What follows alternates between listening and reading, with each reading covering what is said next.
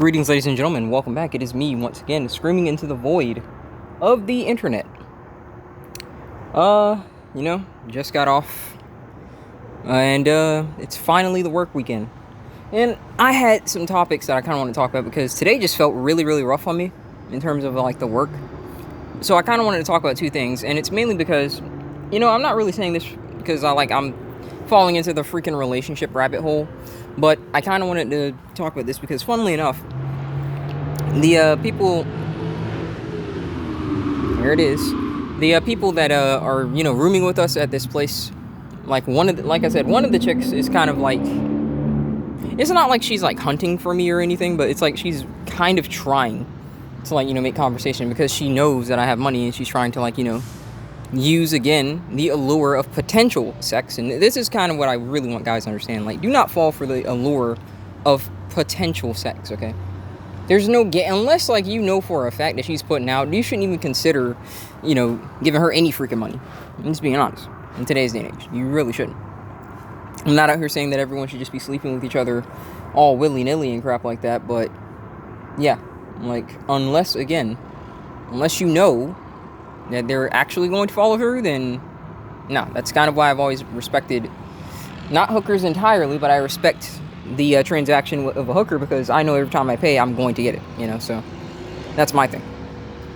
But she's using the allure to kind of try and lure me in, and she said something that has been quoted by a lot of freaking ladies in crap night, and I'm sure you know it, behind every successful man was a chick helping him. And I've always laughed because to me, the only freaking chick, if you're lucky, that was probably helping you was your mom. Because what actually happens is the chicks are usually waiting at the finish line. They're not running with you, They don't run with you. Once upon a time, they ran with you because they were taught to, but, that doesn't happen now. So when she kind of told me that, that kind of really, it didn't, bother me, completely, but it does irk me that, so many people, women in particular, and even, cucked men, right, buy into that bullcrap of, behind every strong man was a woman.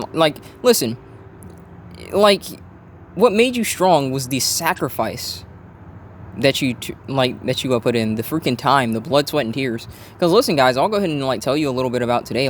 I felt like the freaking wage cage really, really on me today. I'm talking I got up, right, and it was ready.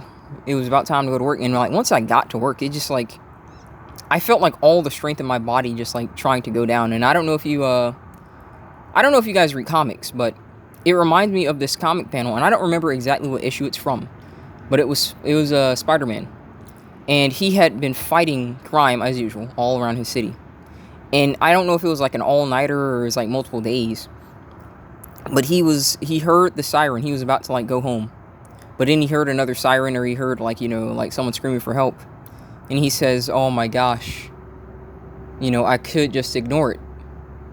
I could finally just let someone else, deal with it. It would be so easy. It would be so easy." But then he goes back and then he swings and he heads to the crime and he says, "It would be so easy, and I wish it could be someone else's problem." And as he swings, he says, "God, I wish it could be someone else's problem." And that's really, in my opinion, what it really takes, in my opinion, to not become successful or anything, like I said, but, it's the sacrifice that we put in. Because the fact of the matter is the world sees us as pack mules. No matter how much we want to just give out and, just call it quits and whatnot, the moment we do that, we don't have support networks that chicks do. I can't go get, Social Security to, help me. It's very, very difficult to get Social Security to help you as a man. It's not that difficult as a freaking chick. Even if it's just food stamps, a freaking chick with food stamps, even if she's just an older chick, she can get hundreds in food stamps. You're lucky to get 100 in food stamps. You are lucky to get 100 in food stamps. The fact of the matter is the bills don't care about you. Your job doesn't care about you. You don't usually have a support circle as guys, Unless maybe you're fortunate enough to, like, have some really close bros. I know my friend, listen, if I told him that, like, I really need a place to stay and, like, I'm kind of rolled up here, he'd come up and get me. He would. He would. You know. And I thank God for him. I really do. Because I really think a lot more guys really need to try and form bonds with other guys. Like, really close bonds. Seriously. Because it's like, it should be mutual between you, because you got to understand that, listen, most people in the world aren't really going to give a rat's arse. So if you at least got, like, one good brother, then make sure that you care about him and treat him like your brother, really. Because at least you can say that you got at him, hopefully. You know? Because I'm telling you, like, it really felt really rough today. I really felt like I was going to collapse in there. I felt so dizzy, like, in the freaking, like, in like the first couple of hours when I was there. I don't know how I powered through. I think it was just sheer willpower. And that's something I think that a lot of guys sleep on. Like, they really sleep on the fact that you can power through stuff, like, but you have to be willing to put in the effort. And I'm not just talking about wage caging, because like I said, the wage is a cage. And it's interesting that you call it a wage cage, because it's like a cage that you have to walk in order to, like, get stuff, you know? Because if you don't do what they want you to do in the wage cage, you get kicked out of the cage. And so the idea is that you're going to be free. But all that really happens is you get caged in a different way. You get caged in the fact that you don't have money, and so because you don't have this arbitrary construct, like I said, then, you know, it's kind of, you know, gonna screw you over, right? And here's something else, right? Here's something else. The fact of the matter is this, right? Here's the fact of the matter. When you really take the time to think about it, okay? When you really just take a moment to go, you know, this money thing, you know, what is it really worth? Because I'll go ahead and, like, be honest, guys. Yeah, sure, I'm making money, but this doesn't, like, fulfill me in any way, you know? Even if I was, like, making tons of money, this doesn't fulfill me in any way. Because at the end of the day, I know what money is. It's a sham. It has no real value. It has no real importance. It's just paper. And we're moving away from paper. And even if you want to say it was gold, it's just gold. What can you really do with gold? We're in a day and age now where it's like, you know, gold is a conductor for electronics and stuff like that. But at the end of the day, electronics are luxuries. They're not necessities. I know that people might want to say that they're necessities for like what you'd want as a quality of life, but you can do without them. You know, like, you have to understand, like, a lot of what we have in this world is, like, luxury. You know, trust me, I love my video games. I love this phone. You know, I love being able to record and take pictures and stuff like that. But it's a luxury. I'm not going to die if I don't have it, right?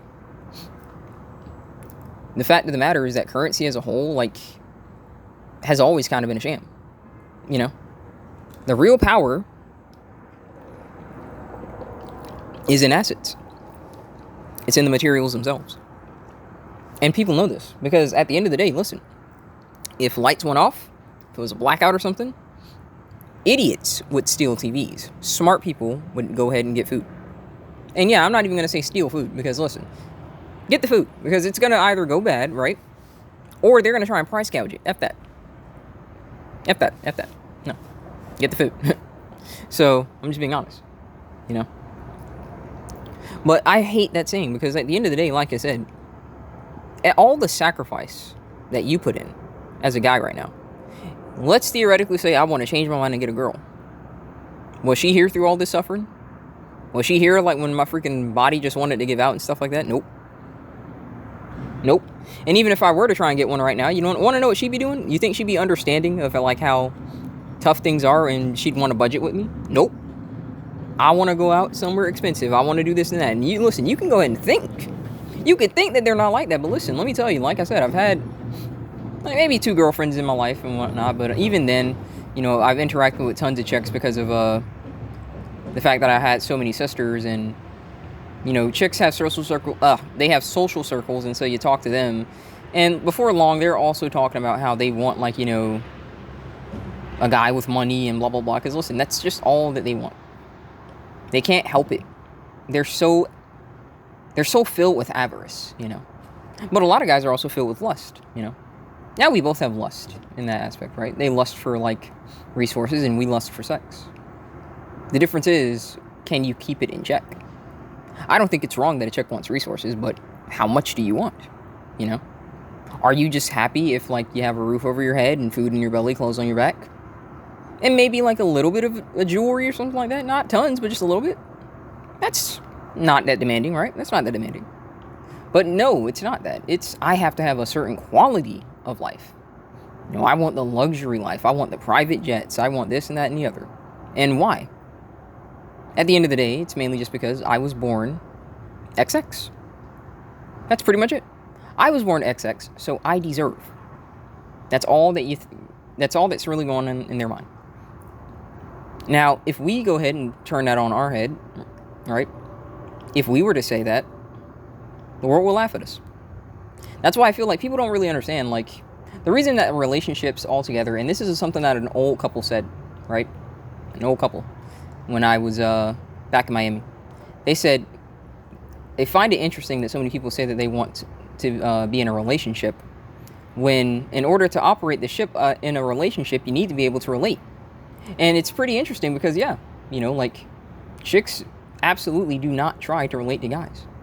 And why would they? Can you imagine trying to, like, live as a guy when all you've known as a chick is just being able to just use, again, the allure of your beauty or the allure of possible sex to get what you want?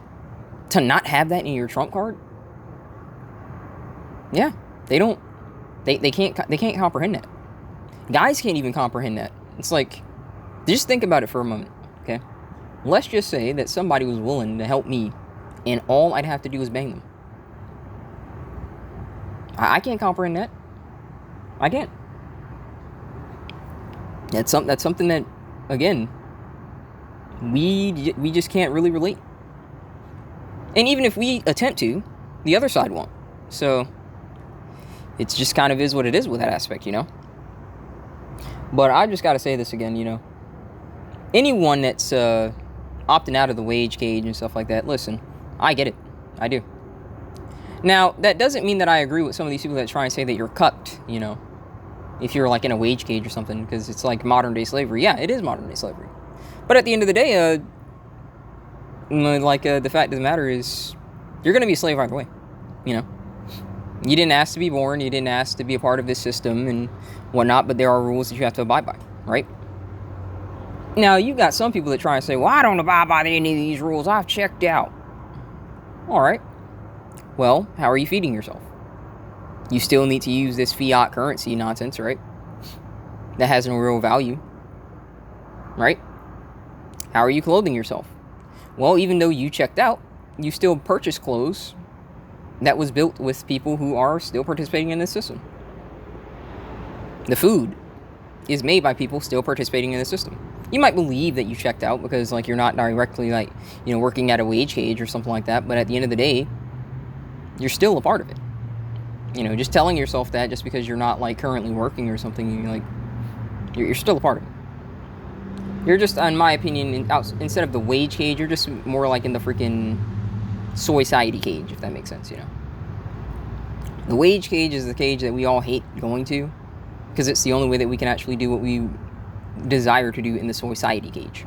It's like double cage, if you it's a double cage, right? So, but that's kind of what I meant, like, last time where I said, like, all the life's to cope. Because listen, let's go ahead and say that society became a lot more welcome to the idea of you being independent. Then you're in the survival cage, right? You know, where you got to hunt your food and grow your food and stuff like that, and you got to protect yourself from animals and stuff. So you're always going to be in some kind of cage.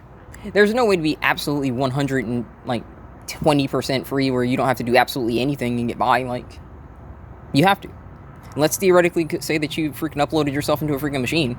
Well, you got to make sure that machine has backup storage of your consciousness in the form of datas, and you have to make sure that there's always power. You have to also protect yourself against people that want to kind of, like, manipulate your hardware. Like, the idea that you're going to always be 100% free is ridiculous. That doesn't mean that we shouldn't seek freedom. Absolutely not. You guys know how much I talk about this and how important freedom is to me. Really do not understand why people feel the need to just do that, but whatever. Freedom is incredibly important to me, but that doesn't mean that I don't acknowledge that there's a lot of freedom that you trade in this world. Not because you may want to, but because you really don't have a choice, you know. But no, that was shorter. That's just kind of something I wanted to get off my chest, because I'll be honest, it's nice to actually sit out here after work and just be in a city where you don't see all these cars and stuff like that. So it's just kind of like this is just expanse of the night sky. It's not like as open as it would be, like, say, if you were in the country or anything like that, where you can, like, just look up and see the stars. But it's nice to basically not hear as much city noise as you would hear, like, in the city. I can still hear cars, like, on intersections and stuff like that, but you don't see cars, like, going down this road all the time, and it's pretty nice. So it's a nice way that I relax, to decompress a bit. But I'm going to go ahead and end this here. I cannot wait until I get this paycheck next week so I can pay the security deposit, because I am ready to get out this house, folks. I'm ready to get out this house, and I can tell that I just have a feeling that the moment that, like, I'm approaching that day where I'm about to, like, leave this house, I can promise you that they're going to try and give me a hard time and try and tell me that I should stay or some bullcrap. I'm not, though. I'm not. And if I do stay, tell you what, if I do stay, and, like, I stay, like, for, like, just one more paycheck, I'm not paying that next rent, because I don't intend on living there for the month. So I'm just going to stay there until I get ready to go, and that's that. I don't really give a rat's arse. So kind of is what it is, you know. But again, I'm ready to get out of here. Thank you guys for listening to me, as usual. God bless. I will see you guys next time.